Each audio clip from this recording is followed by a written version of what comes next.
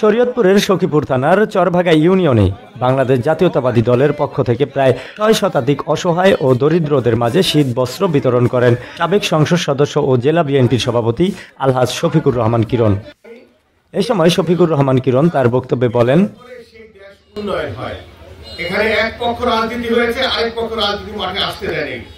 আমি আমার বাড়িতে ৭ বছরে একবার আসছিলাম, তাও ৬ নম্বর সিগন্যাল দিয়ে আমাকে দেশ থেকে বিদায় করে দিয়েছে। ৬ নম্বর তুফান, চাঁদপুরের নদীতে ঢেউ, কোনো লঞ্চ দর নাই, আমি পার হয়েছি।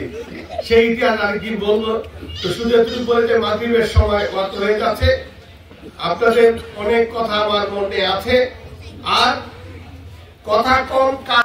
আয়োজনে এই সময় উপস্থিত ছিলেন থানা বিএনপির যুগ্ম আহ্বায়ক সরওয়ার জাহান নীলু মুন্সি, সখীপুর থানা স্বেচ্ছাসেবক দলের আহ্বায়ক ফাইজুল ইসলাম সর্দার, সখীপুর থানা স্বেচ্ছাসেবক দলের ভারপ্রাপ্ত সদস্য সচিব ইমরান হোসেন বাবু বকাউল, সখীপুর থানা ছাত্র দলের সাবেক সভাপতি নিহাত মাহমুদ সর্দার, সখীপুর থানা যুব দলের সভাপতি মোস্তফা আহমেদ, চরভাগা ইউনিয়ন বিএনপির সিনিয়র সহসভাপতি আজিজুল বকাউল, চরভাগা ইউনিয়ন বিএনপির যুগ্ম সাধারণ সম্পাদক নাসির ব্যাপারী, চরভাগা বিএনপির নেতা আমজাদ হোসেন মোল্লা, নিজাম চৌকিদার আনোয়ার হোসেন গাজী, বাদশাহ চৌকদার, রাসেল হাওলাদার, শরীফ সর্দার, সাবেক যুগ্ম আহ্বায়ক সখীপুর থানা যুব দলের জিকু মুন্সি।